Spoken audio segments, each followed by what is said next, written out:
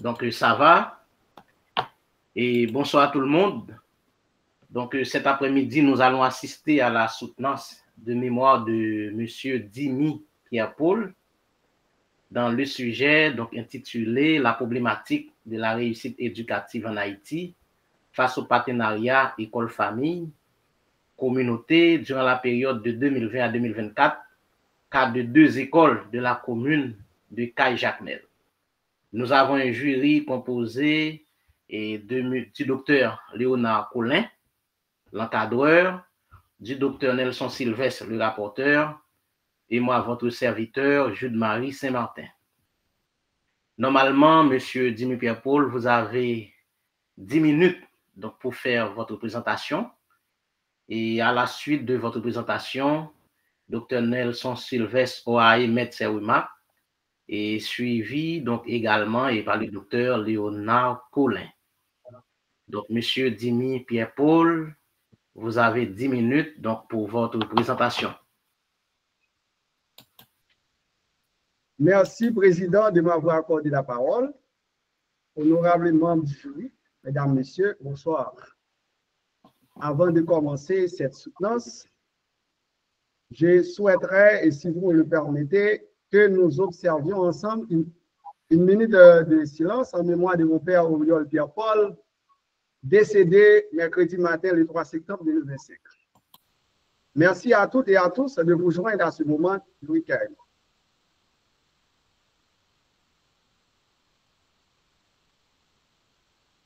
Je vous remercie sincèrement pour ce geste de solidarité et de respect.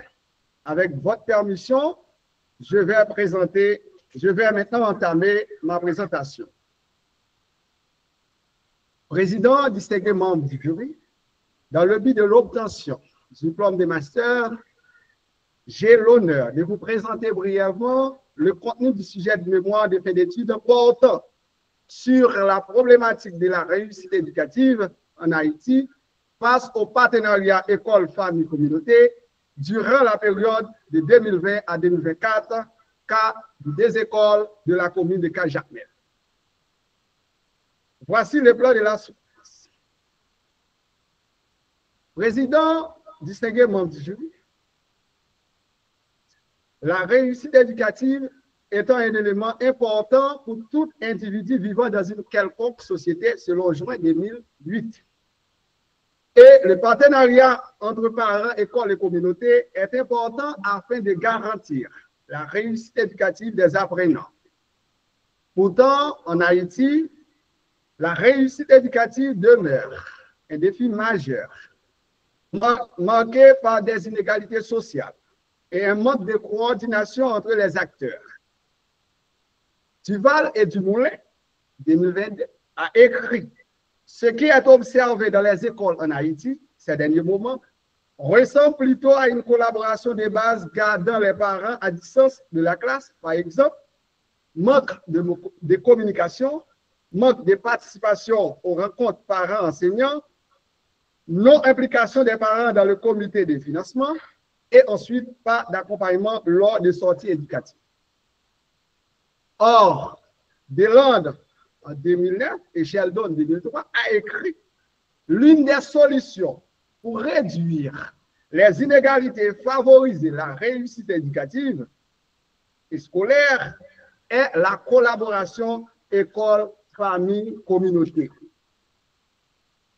Face à cette problématique, cela nous pousse à formuler notre question de recherche comme ainsi: dans quelle mesure et par quel mécanisme le partenariat école-famille-communauté peut-il contribuer à la réussite scolaire des élèves en Haïti et quels obstacles limitent son efficacité?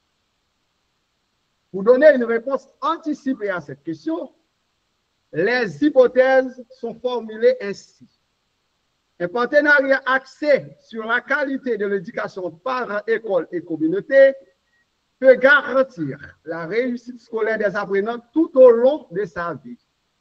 La réussite éducative peut être un facteur déterminant dans la résolution de la crise de citoyenneté et favoriser le développement social des jeunes. Et en dernier lieu, une implication réelle de la communauté dans la vie scolaire des élèves peut jouer un rôle important dans la réussite scolaire des apprenants en Haïti. Président, distingué membre du jury, pour mener à bien notre travail, on a fixé des objectifs. Pour cela, nous formulons un objectif principal et deux objectifs spécifiques. Analyser l'impact des interactions entre l'école, la famille et la communauté sur la réussite des apprenants du primaire et du secondaire. Identifier les formes de collaboration entre les familles, le personnel scolaire et la communauté et leur incidence sur la vie scolaire des élèves. Évaluer les effets des formes de collaboration entre l'école, la famille et la communauté sur la réussite des élèves. Président, distingué membre du jury, ce travail comprend 4 chapitres divisés chacun en 2 sections et subdivisés en 3 titres. Dans ce travail, nous avons développé 3 concepts clés, à savoir la réussite scolaire définie selon la FEGA en 2011, la réussite éducative selon la Fortine, Canoté, Baby en 2011 et la collaboration école-famille-communauté selon Boulanger en 2011. Ensuite, 3 approches conceptuelles théoriques soutiennent notre étude. Premièrement, la théorie de la réussite scolaire de Jean-Jacques Damba. 2012, centrée sur les normes et la performance scolaire. Deuxièmement, il y a la théorie de la réussite éducative selon Bronfenbreder en 1970. Elle met accent sur l'écosystème éducatif, c'est-à-dire qu'il est caractérisé par une crise profonde et systémique ou des défis majeurs. Enfin, la théorie de la collaboration école-famille-communauté de Adelman en 2000, qui explique l'importance d'une relation bidirectionnelle entre les acteurs, c'est-à-dire un lien qui fonctionne dans les deux sens, permettant une interaction entre les acteurs. Donc, à partir de cette théorie, nous priorisons la 3e théorie car elle nous aide à comprendre les différentes formes de collaboration existantes entre les acteurs et de plus, elle embrasse l'objectif de ce travail. Tout travail de recherche nécessite un échantillon. Ainsi, dans le cas de ce travail, compte tenu de l'étendue et du nombre d'écoles qui existent dans la commune de Cajapel, nous avons jugé nécessaire de choisir une zone pilote, un échantillon représentatif, afin de mieux cerner la problématique en question. Nous adoptons la méthode mixte car elle nous permet d'approfondir les perceptions recueillies.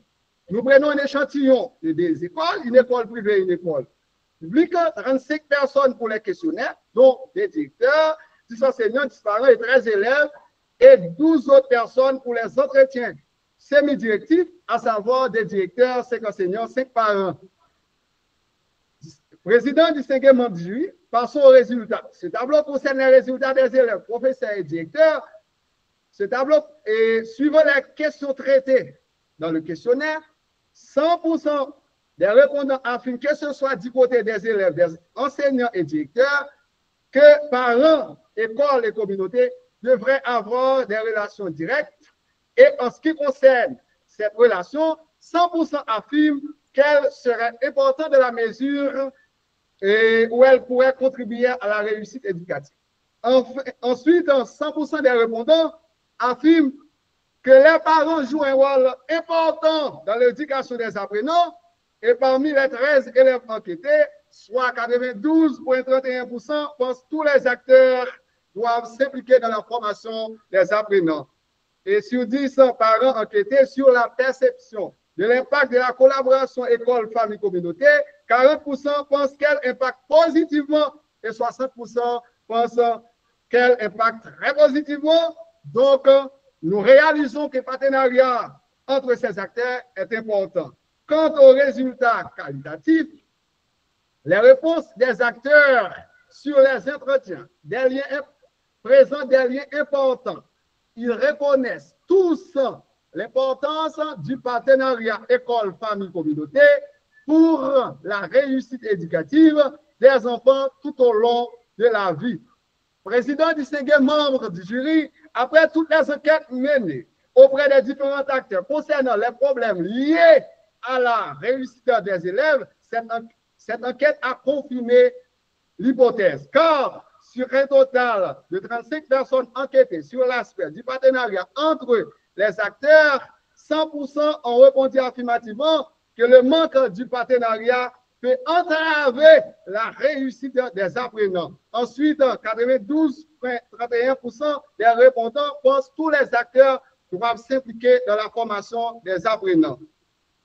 La réussite éducative occupe une place importante dans la formation et le développement des individus. Elle permet d'acquérir des connaissances académiques, mais également de se socialiser.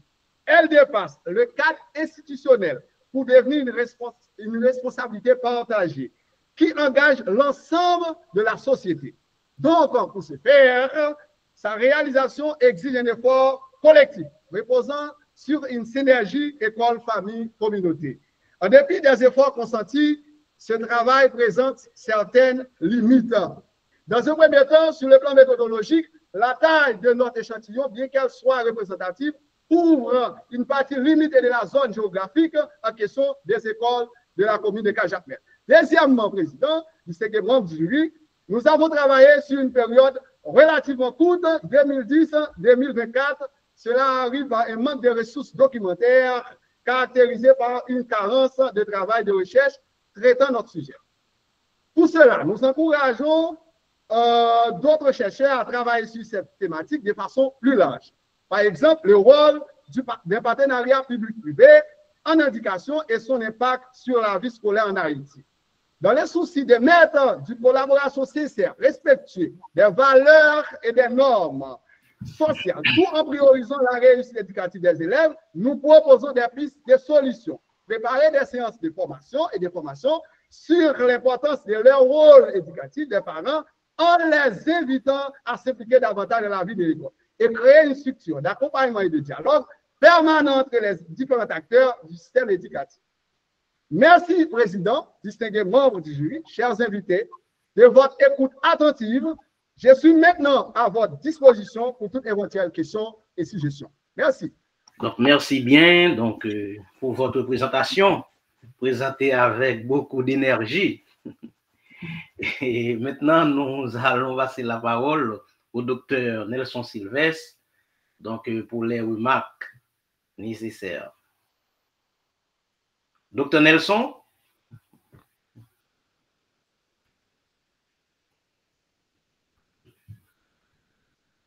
Donc, docteur Nelson. Docteur Saint-Martin, est-ce que tu pourrais me donner la parole après parce que je termine quelque chose là pour le présent? D'accord, aucun problème, oui. Comme monsieur, donc, docteur Colin est arrivé, donc, docteur Colin, est-ce que vous pouvez présenter donc, votre appréciation donc, du travail, l'état de collaboration donc, avec l'étudiant? Ok, et merci. Désolé. En fait, je m'excuse pour mon retard et je salue tous les membres du jury. Je salue aussi tous les participants, en fait, toutes les personnes qui sont invitées à la soutenance Désolé. Ouais. Et je salue aussi l'intervenant d'aujourd'hui. Et le travail, en fait, ce que je pourrais dire par rapport à ce travail, c'est que en fait, c'est un étudiant qui est assidu, je peux dire. Et au commencement, il avait des prérequis, donc ce qui n'a pas été facile au commencement parce qu'il avait ses appréhensions, mais par la suite, il a compris et la démarche scientifique parce que c'est un travail qui nécessite surtout de l'objectivité. Donc, il y a beaucoup à faire et un travail n'est jamais fini, un travail de recherche n'est jamais fini, il y a beaucoup à faire, mais je pense qu'il a fait l'essentiel pour son mémoire de master. Et c'est un sujet aussi d'actualité, c'est un sujet très, très, très pertinent parce que il a mené sa recherche, même si c'était vraiment difficile par rapport aux problèmes, aux ressources. Il y avait des problèmes d'électricité, des problèmes d'Internet, et aussi il y avait des problèmes sociopolitiques qui a un peu retardé le travail qu'il devait faire, mais je pense qu'il a fait l'essentiel de son travail.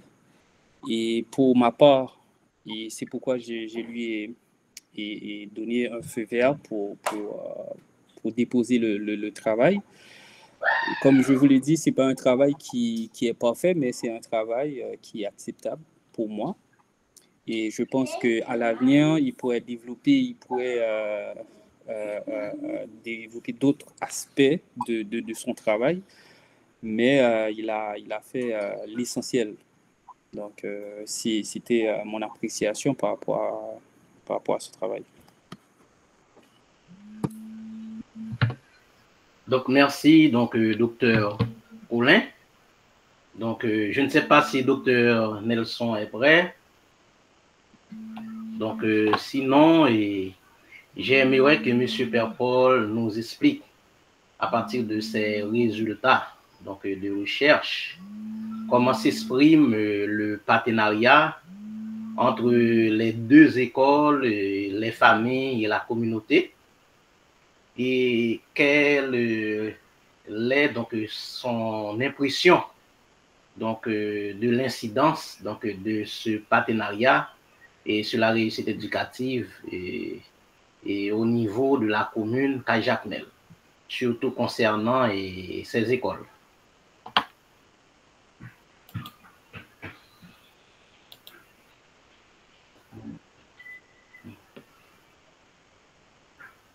Merci beaucoup, docteur, ce matin.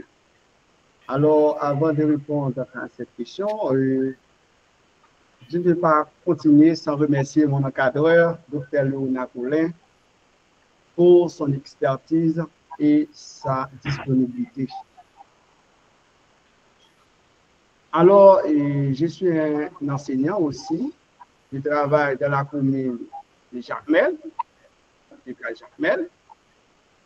mais je vois aussi des faiblesses au sein du système éducatif haïtien, pour ne pas dire autrement, à Cap-Rouge et à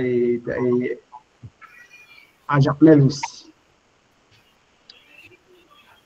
Les parents, dans ce premier temps, après avoir payé les écoulages de l'enfant, ils pensent que c'est tout.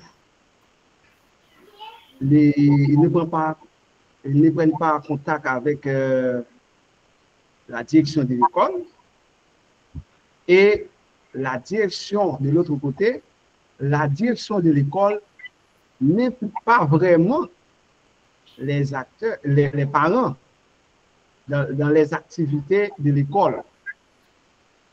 Parce que même s'il y a au sein de l'école, il y a, c'est vrai, le ministère de l'Éducation nationale demande, il faut implanter au sein de l'école, le conseil d'école, mais apparemment c'est à l'oral. À l'écrit, les directeurs agissent tout seuls, sans les consentements, sans le partenariat des autres membres. Or, tous ces actes-là sont importants. Prenons le cas des parents. Les parents ont un rôle à jouer assidu dans l'éducation de l'enfant. Donc, il faut quand même une collaboration entre les acteurs pour avoir la réussite éducative. Or, aucune société ne peut fonctionner, ne peut avancer sans éducation, mais pour éviter le taux d'abandon des élèves, il faut quand même agir de façon, en concertation, que ce soit les parents, les enseignants, les directeurs. Il faut quand même, il y a une collaboration entre les acteurs afin de porter vraiment une réussite éducative. Par exemple, l'éducation doit être gérée par l'État, par les biais en partenariat du ministère de l'Éducation nationale et ensuite par la mairie. Mais des fois, les directions des départementaux, les inspecteurs, mais des fois, apparemment, les inspecteurs ne savent pas vraiment où se logent les écoles. Donc, et vraiment, il n'y a pas vraiment souci de l'éducation, hein? Et puisque les acteurs ne jouent pas vraiment leur rôle. Donc, en ce sens, nous disons qu'il faut quand même un partenariat entre les acteurs pour aboutir à des réussites scolaires, autrement dit, à des réussites éducatives. Donc, merci, M. Pierre-Paul. Docteur Nelson Sylvestre. Oui, cher Saint-Martin, mon cher, j'avais une difficulté à gérer et j'ai pu gérer la situation. Maintenant, je suis à notre ami Dimi. Alors, je vois que Dimi, en réalité, fait l'effort de présenter un texte, je dirais, très acceptable. Mais le problème qu'il y a avec Dimi, je me demande si nous ne trouvons pas dans une situation de comment est-ce que je pourrais dire, de saturation thématique. Saturation thématique. J'utilise bien le mot, parce que la saturation, vous savez, quand on est saturé, et il n'y a pas d'autre voie que de prendre la route de la descente. Par exemple, en physique, on parle d'aimantation. Quand pour un aimant, quand le niveau d'aimantation arrive à son point le plus haut, eh bien, on ne parle plus d'aimantation, on parle de désaimantation. Jules-Marie, tu étais au lycée Firmin également, je me rappelle. Non, je n'étais pas au lycée Firmin. J'étais dans le Nord. Dans le Nord. Parce que peut-être Christophe était au lycée Firmin. Je parlais aux étudiants souvent de ça, et parce qu'il me surnommait le petit bonhomme d'un père à l'époque.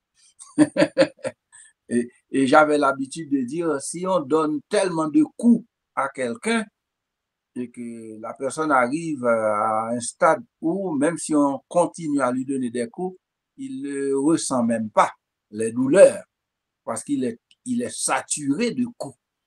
Donc, je pense que la thématique portant sur l'éducation, les sciences de l'éducation, c'est comme si on est dans un carrefour de saturation. Donc, il faut vraiment travailler, et le docteur Colin pourrait en dire mieux, pour parvenir à donner au lecteur le sens de quelque chose qui vaut vraiment la peine. Moi-même, je me trouve parfois dans une situation où je ne sais quoi d'autre dire aux étudiants qui développent des thématiques sur l'éducation. Donc, pour ton travail, en réalité, il y a de bons points. Mais vous admettez avec moi qu'il y a des points sur lesquels il faudrait de toute manière revenir. Par exemple, tu commences ton introduction en disant le paradoxe de l'éducation, mais en citant Hermie. Tu sais qu'est-ce que cela voudrait dire en disant paradoxe de l'éducation? Tu sais très clairement qu'est-ce que ça voudrait dire? Parce qu'on est dans l'éducation, comment parler de paradoxe? Ensuite, dans l'introduction, tu dis que le système éducatif fait face à des problèmes qui empêchent les acteurs de bien accomplir leurs tâches. Mais ici, tu as cité Paul. Mais il faut identifier ces acteurs. Parce que les principaux acteurs du système éducatif, parfois, constituent le handicap éducatif. Donc ça, c'est encore un point à mettre en lumière. Mais je ne trouve pas véritablement dans ton texte où ça, il y a une sorte de réplique pour exiger, pour orienter les acteurs, parents, enseignants, directeurs, à faire œuvre véritablement éducative. J'ai deux questions pour toi, Léonard. La première, c'est concernant, un instant, tu es là, ce point-là que tu traites. Et rapidement, je te le dis. Première interrogation, que tu me diras quoi. Oh, excuse-moi, professeur Nelson. Vous avez dit que vous avez une question pour moi. Je pense que c'est à Dimi. Non, c'est pour non, c'est pour Dimi. Léonard, non. Ok, pas de... Mais excuse docteur Collet, tu n'es plus en examen. Tu n'es plus en examen. C'est Dimi. Deux questions. Et à Dimi, à la vérité. Et première question, c'est concernant les obstacles à la collaboration. C'est quoi pour toi une collaboration? Tu avais là une variable de collaboration dans le cadre du système éducatif. C'est quoi pour toi un obstacle à la collaboration? Et je pense que cette question de collaboration, c'est un peu partout dans ton travail. Et vous savez que collaboration dans ce domaine-là peut avoir une connotation négative. Donc, c'est quoi pour toi la collaboration? Première question. Deuxième question. Et un résultat qualitatif dans la transmission du savoir par l'enseignant, c'est quoi? Un résultat qualitatif dans la transmission du savoir par l'enseignement, c'est quoi en réalité? Donc, deux choses. Obstacle à la collaboration, qu'est-ce qu'il faut comprendre par collaboration? Deuxièmement, un résultat qualitatif de la transmission du savoir par l'enseignant, c'est quoi? Parce que dans ton texte, tu parles de la planification. Donc, j'aimerais bien avoir ta réponse en ce sens. Et puis après quoi? Et il faudra améliorer le texte par rapport à tout ce qui a été dit. Merci beaucoup, Monsieur le Président.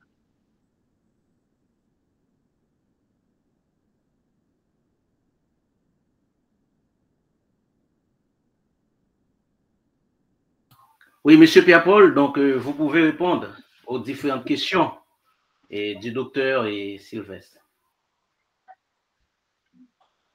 Merci, docteur Sylvestre. cette question. Et malgré que je suis traumatisé, je ne croyais pas être là, mais je ne peux pas faire le contraire. Mais je dis être là. Puisque mon papa. Tu as un problème? Tu as un problème? Tu as un problème, Dimi? Oui, oui, bien sûr. Mon papa est décédé. Oh, au moment où tu es là? Non, mercredi matin, mais maintenant, je ne sens pas bien Mon quand cher, même. Parce que... du courage et du grand courage, mais je te rappelle que cela m'est arrivé parce que ma mère est décédée le jour que je devais participer à un concours d'excellence. Et c'est grâce à ce concours que j'ai été admis au concours qui fait qu'aujourd'hui, tu m'as comme membre de jury de votre soutenance. Donc, du courage, armez-vous du courage et on va te laisser partir rapidement. D'accord? Si on comprend ta Merci, situation. docteur. Merci, docteur. Alors, la collaboration représente l'acte de travail ensemble à la création d'une œuvre commune. Un partenariat où les individus ou des groupes unissant leurs ressources, je dirais, compétences et efforts pour atteindre des objectifs communs. Puisque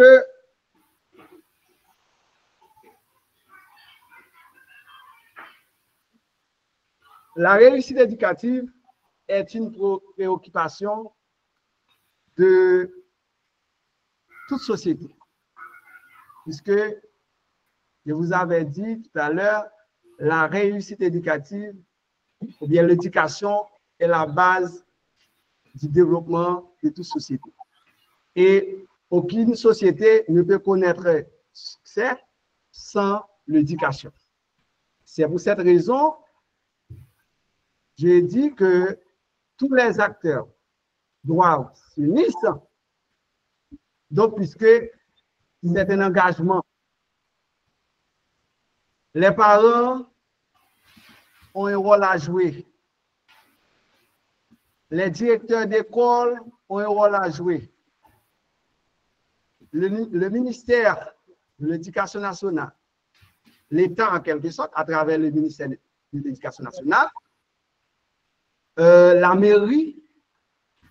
Donc, tout ça, si ces acteurs-là mettent ensemble des conditions, des balises, respecter les normes émanées, puisque quand même, un enfant qui n'arrive pas à réussir à l'école, ça va déboucher sur la délinquance juvénile. Et ces enfants-là représentent des entraves pour la société, c'est-à-dire pour moi.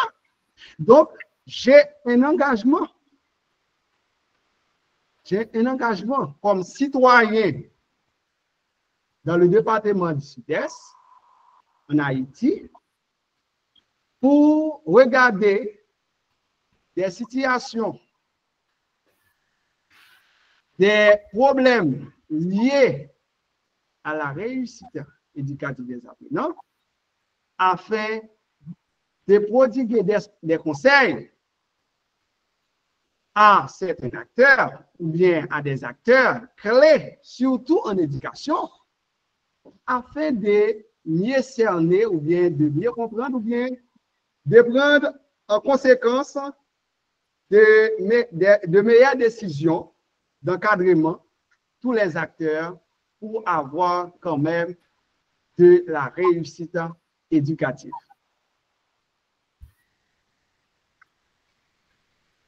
Donc, merci, M. Colin. Et de toute façon, vous aurez à prendre en compte toutes les remarques du professeur Nelson Sylvestre. Et nous profitons à vous souhaiter donc nos sincères condoléances, donc du courage et nous devons passer donc par cette étape. Donc, je ne sais pas si Dr. Colin donc, a quelque chose à ajouter. Bon, en fait, je lui souhaite bonnes condoléances. Je ne savais pas pour son père.